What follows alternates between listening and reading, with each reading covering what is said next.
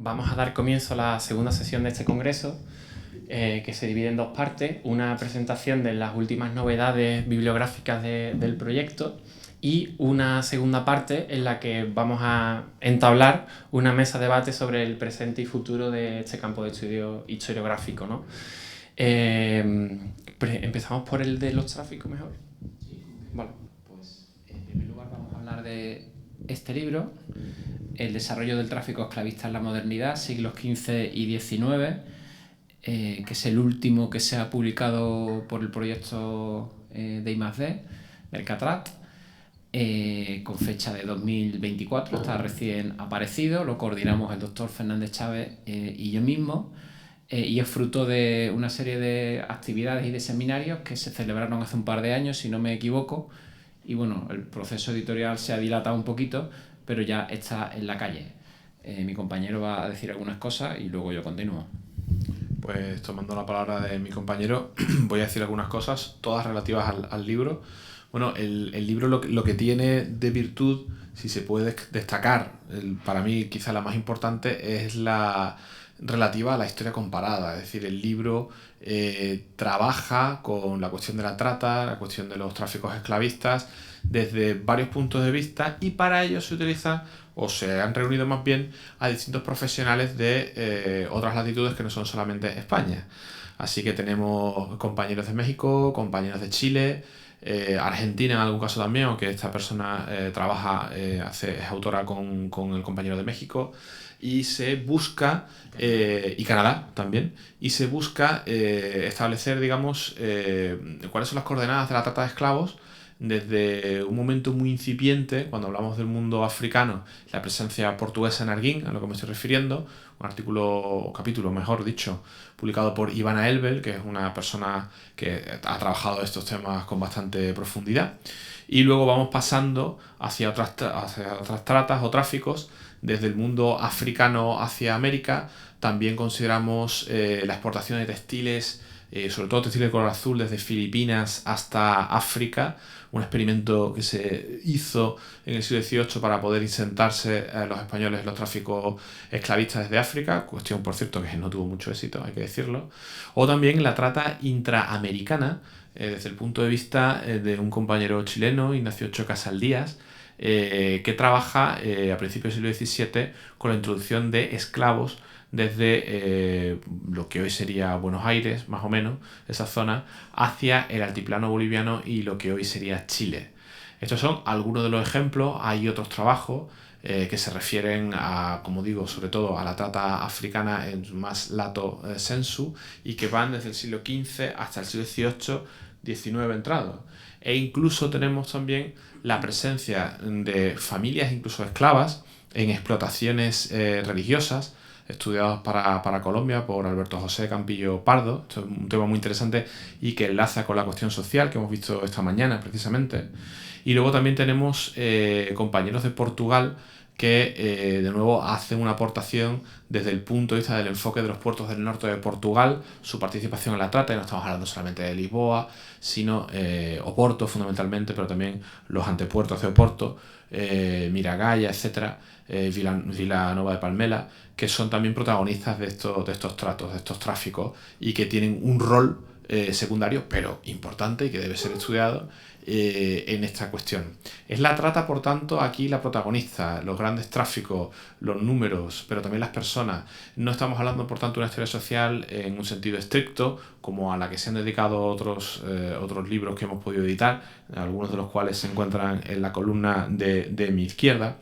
Y también aquí se habla de capitanes, de marinos, que tienen una relación no puntual, pero sí irregular, pero continuada en el tiempo con la trata, el trabajo de Montserrat Cachero Vinuesa, o también algo que a todos les sonará si han estado esta mañana, como la presencia, o más bien el papel, el rol desempeñado por los esclavos en las galeras, en un momento muy concreto, muy puntual, que es el que estudia para la Galera Real nuestra compañera Teresa Peláez, aquí hoy presente.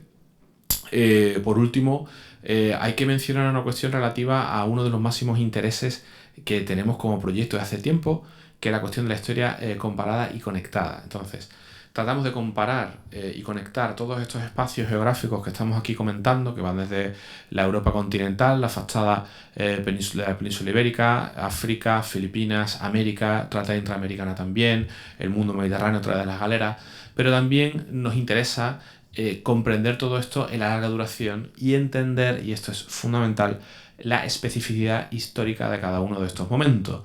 Por eso, aquí tenemos trabajos que van desde el 15 hasta el 19. Y lo digo porque el último de los trabajos que se puede encontrar aquí es el de Martín Rodrigo Alarilla, que es un compañero de la Universidad Pompeu Fabra, ¿no? Sí, y que él trabaja sobre un tema que a mucha gente le es más conocida o le es más cercana, y es el papel que la fundación de algunos bancos o grandes empresas en el siglo XIX español tuvieron, o más bien en la esclavitud y la trata tuvo en la fundación de estas empresas, y como algunos grandes empresarios o grandes capitalistas ya de una Europa, de una España, perdón, mucho más contemporánea, pues tuvieron una relación directa o indirecta, según fuera el caso, con la trata de esclavos. Sobre todo ya no estamos hablando del 18, estamos hablando fundamentalmente del 19, un momento en el cual la trata pues se transforma enormemente, es perseguida, prohibida por los ingleses, luego esto se extiende por el Atlántico, es perseguida, pero aún así, precisamente por su característica de ser algo, digamos, ilegal, de contrabando a nivel internacional, generaba enormísimos lucros. Y esto, como digo, es abordado en este último capítulo del libro. Tanto el perfil de estos tratantes de ese mundo atlántico del 19 y luego su reinversión de capitales ganados tanto en América como en España, hasta irnos hasta la trata en Arguim, en los primeros años fundacionales en el 15 de la presencia portuguesa en la zona, nos están haciendo comprender este fenómeno en una larga duración y en sus, características principales, las cuales evolucionan en el tiempo y tienen que ser estudiadas y aproximadas desde su propia especificidad. De ahí, precisamente, que hayamos pensado en un libro que abarque, como digo, todos estos temas y todos estos espacios geográficos y también económicos. Es una cosa complicada, se podrían haber añadido más territorios, se podrían haber añadido a otros profesionales. Bueno, no nos interesaba tanto eso, sino simplemente al menos ofrecer una muestra en torno al mundo, sobre todo ibérico. Es decir, aquí pues no hay trata inglesa, no hay trata francesa, pero porque primero el proyecto no trabaja esas tratas y segundo porque no somos capaces de ampliar tanto el abanico. De hecho, quizá la trata ibérica es la menos estudiada de todas y especialmente la cronología que nosotros manejamos, que es el siglo XVI, la más maltratada de todas, fundamentalmente por la letra, pero no por falta de documentación. Y ya voy acabando esta presentación, no me gusta extenderme en este tipo de actos, pero al menos ir a lo fundamental. Se ha venido comentando en muchos medios de comunicación o por algunas personas que esta historia no se conoce. Bueno, sí que se conoce. Lo que falta es investigación, eso sí puede ser, pero también falta lectura. Entonces, en la medida en la que nosotros somos responsables como investigadores principales de un proyecto de investigación, pues tratamos de avanzar en el conocimiento, de ofrecer, como digo, estas perspectivas que no sean solamente algo concreto, muy, muy definido, sino abrir a lo máximo posible, tratar de comparar y difundir. Y de ahí este acto de presentación. Creemos que es la única manera de verdad conocer las cosas. Más allá de quejarnos o de lamentarnos por un desconocimiento o supuesto desconocimiento, lo que hay que hacer es actuar para conocer mejor. Y esto solamente se hace de una manera: investigación, investigación, investigación, investigación, archivo, publicación y debate científico. Y con esto les dejo debate científico. Todo lo que no sea un debate científico, bajo nuestro punto de vista, está muy bien, es necesario, pero no nos interesa en tanto en cuanto lo que nos interesa es avanzar en el conocimiento fundamentado de una forma metodológica seria. Y humildemente consideramos que los trabajos aquí reunidos cumplen con esos estándares de seriedad científica básica, si no los habríamos publicado, se lo puedo asegurar, y en eso seguimos trabajando. Así que yo por mi parte, si tú quieres añadir alguna cosa más. Sí, realmente nosotros, desde que empezamos a trabajar esto hace 20 años, nos hemos movido siempre en el estudio de la historia de la esclavitud fundamentalmente sobre dos ejes. Uno que tiene que ver fundamentalmente con la reconstrucción social, la historia social, con su base demográfica, y por otra parte el estudio de los tráficos esclavistas, partiendo del principio que ya Domínguez Ortiz y Verlinden en los años 50 pusieron de manifiesto que sin trata básicamente la esclavitud se acaba y no hay esclavitud. Por eso hemos ido desarrollando paulatinamente líneas de trabajo tanto en el ámbito de la historia social como en la perspectiva del tráfico de esclavos, que es el que alimenta y el que conserva o multiplica o no la población esclava. Este libro último es precisamente un libro dedicado al estudio del tráfico. Y también para hacerlo hemos hecho algo que desde nuestro punto de vista es fundamental en el ámbito de la investigación científica y universitaria, que es trabar contacto con los especialistas en el tema, con otros grupos de investigación, nacionales o extranjeros, y colaborar con ellos.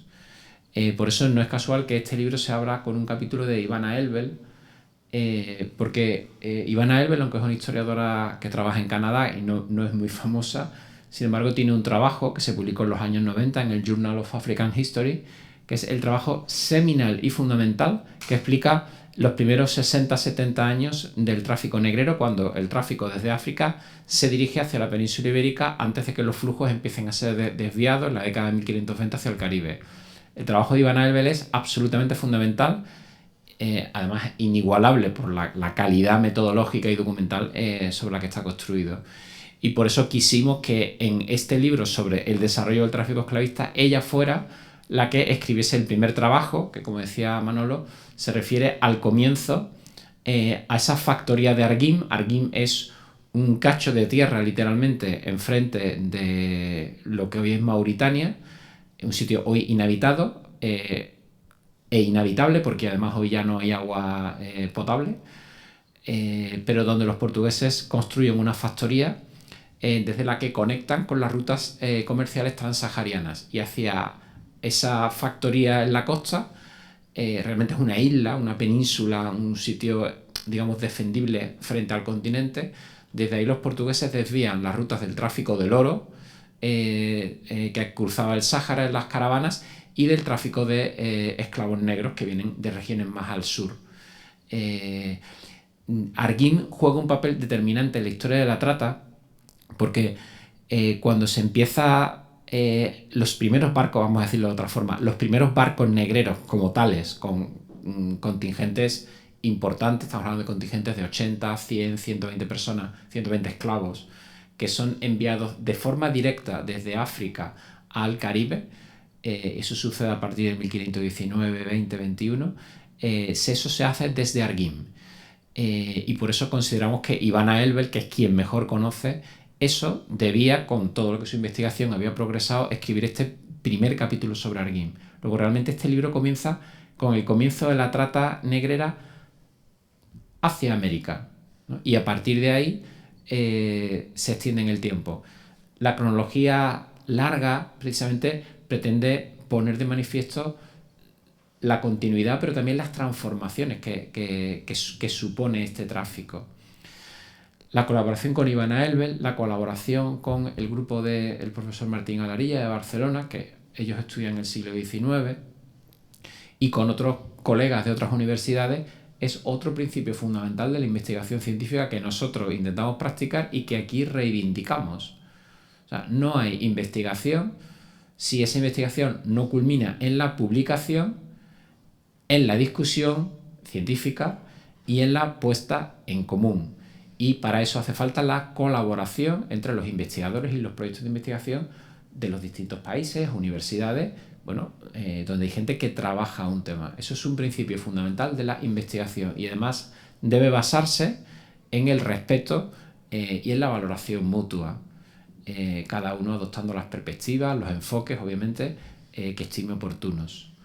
Bueno, por eso este libro entendemos que es una aportación relevante en esa vertiente que es la del tráfico. Pero hay otra vertiente que, insisto, son distintas pero van de la mano, que es el de la historia social. Y en ese sentido hay otro libro.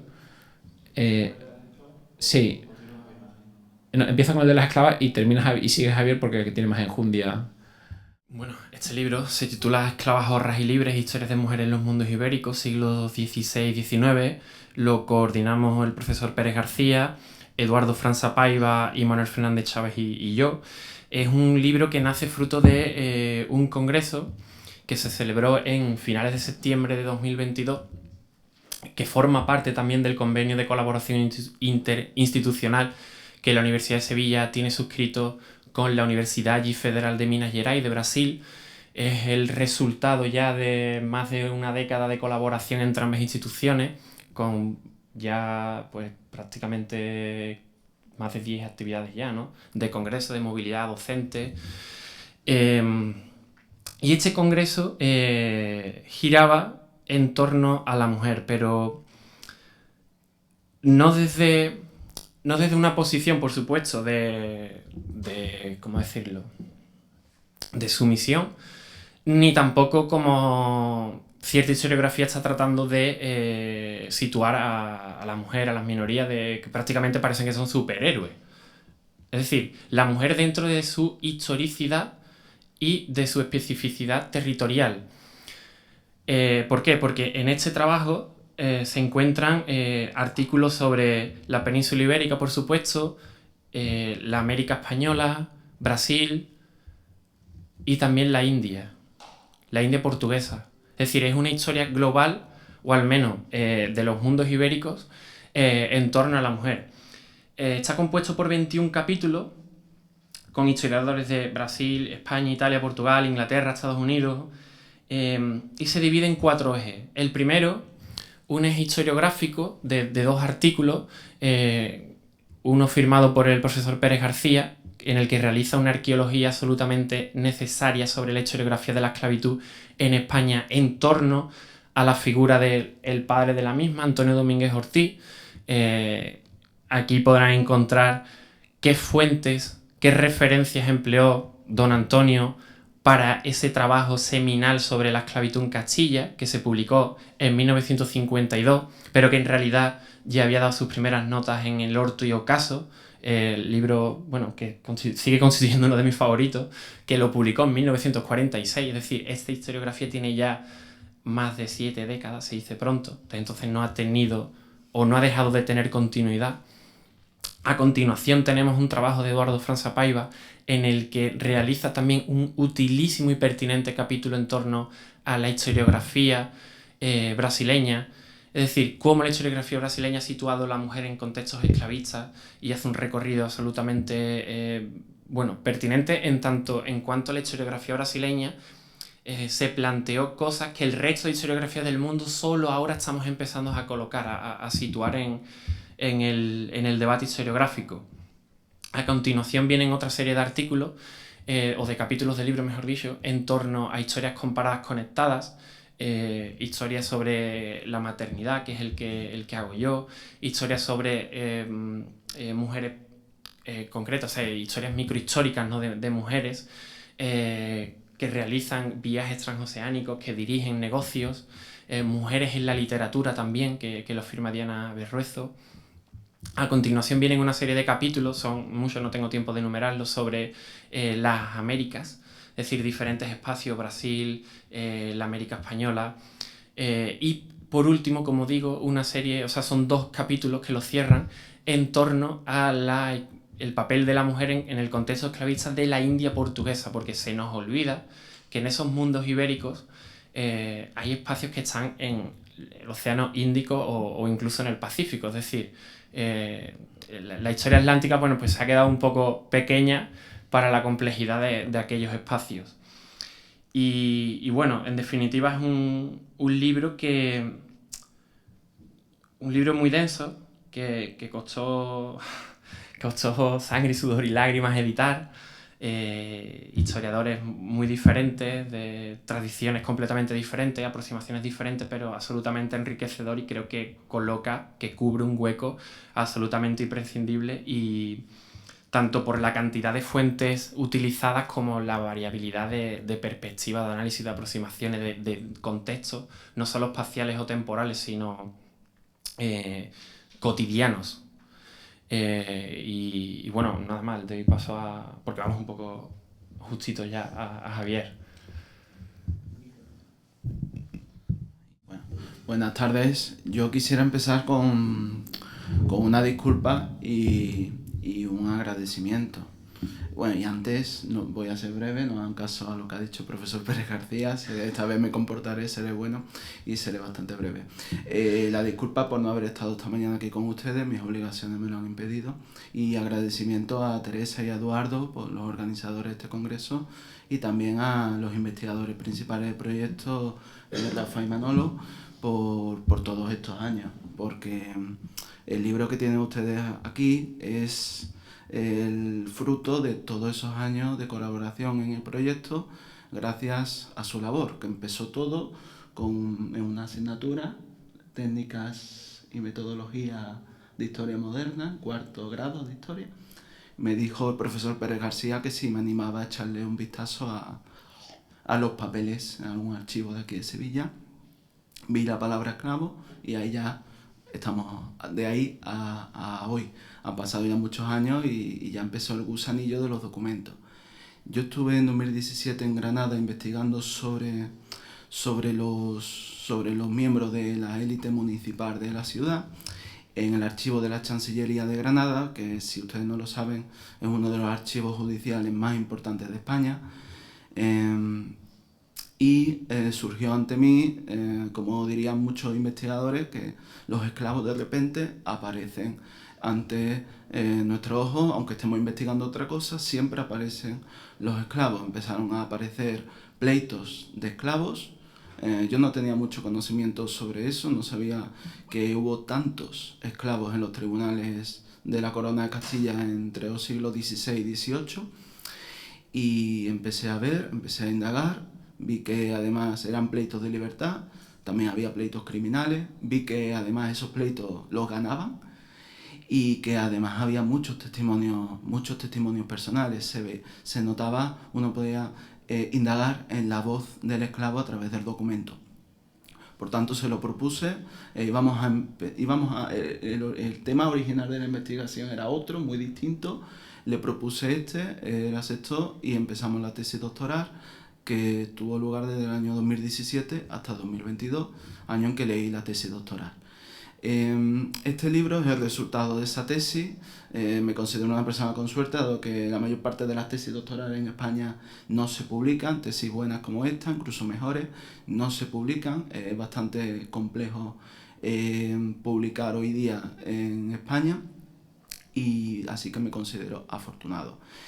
Este libro parte de esa pregunta que me hice cuando vi el primer documento en el que se hacía mención a un caso judicial protagonizado por un esclavo.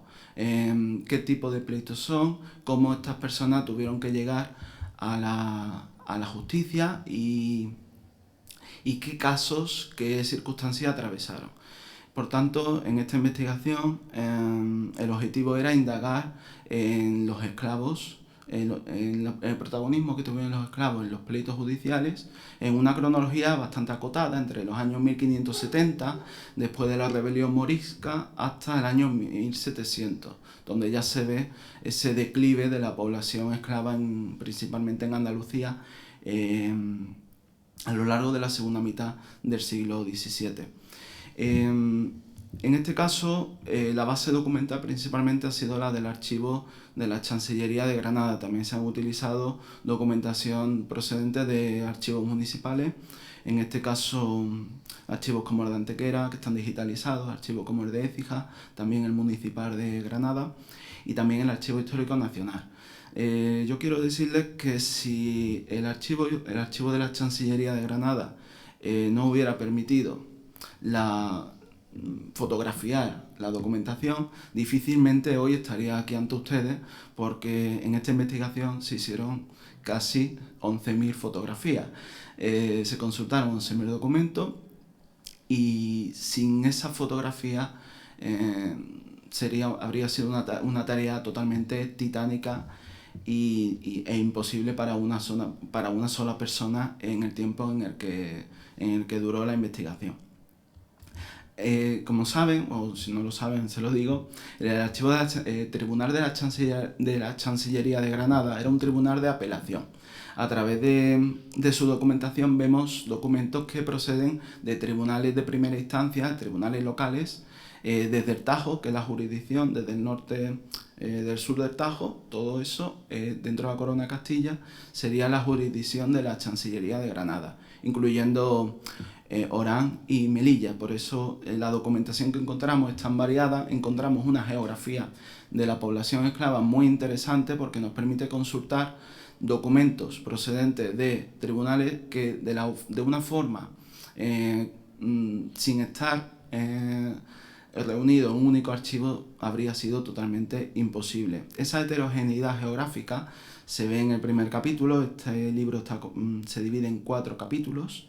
El primer capítulo trata de analizar las circunstancias y las características de esta zona tan marcada que sería hoy como la actual Andalucía, parte de Extremadura, buena parte de Castilla-La Mancha, Murcia y, hemos dicho, Melilla y Orán.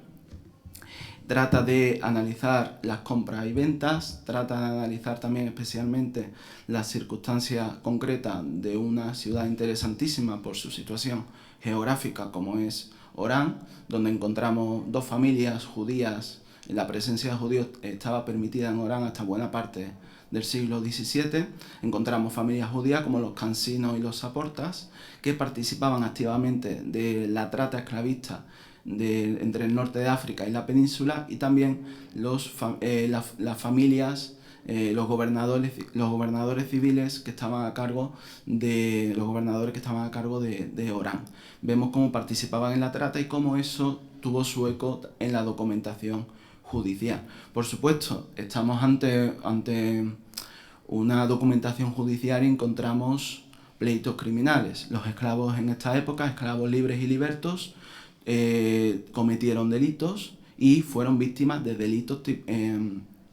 delitos considerados como tales por la legislación de la época. En el segundo capítulo observamos una serie de pleitos criminales en la que los esclavos aparecen secuestrados, asesinados, golpeados, pero también vemos cómo los esclavos golpean, asesinan y secuestran.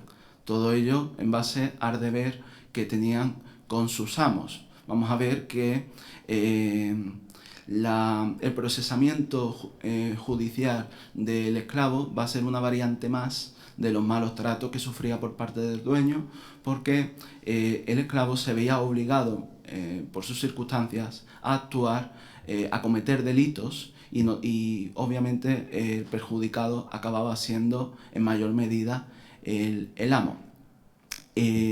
Ya digo que la criminalidad es importante. En la documentación aparecen más de 700 esclavos libres y libertos.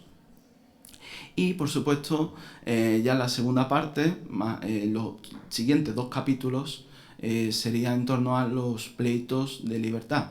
Los esclavos en la España de los siglos XVI, XVII y XVIII y buena parte del XIX tuvieron el derecho de pleitear contra sus propietarios si estos así lo consideraban, si su situación era contraria a la legislación. Vemos cómo muchos esclavos, principalmente esclavas, acompañadas de sus hijos, acudían a los tribunales y en la mayor parte de los casos, en torno al 90% de los casos que se han encontrado, concretamente una muestra de 201 pleitos de libertad, en la mayor parte de los casos los esclavos ganan a sus amos. Vemos los testimonios de los esclavos, vemos cómo los esclavos para llevar a cabo esos procesos que tenían una duración en torno a 2-3 años, podían convocar sus propios testigos. Vemos testimonios que nos aportan muchísimos detalles sobre la vida de los esclavos y sus vinculaciones en la comunidad que les tocó vivir. Y por supuesto vemos 2 casos que de eso trata el último capítulo. Vemos 2 casos muy interesantes por sus circunstancias muy concretas, muy específicas, como es el caso de los esclavos moriscos. Buena parte de los pleitos de libertad que tuvieron lugar en los tribunales de justicia, tanto municipales como en la Chancillería, durante las décadas finales del siglo XVI, fueron protagonizados por moriscos que, por la pragmática de 1572, las niñas no podían ser esclavizadas a una edad inferior a 9 años y medio y los niños a una edad inferior a 10 años y medio. esa ley se vulneró sistemáticamente durante el conflicto, y por ese motivo muchísimos esclavos, acompañados de sus familias libres, consiguieron llegar a los tribunales de justicia y conseguir la libertad.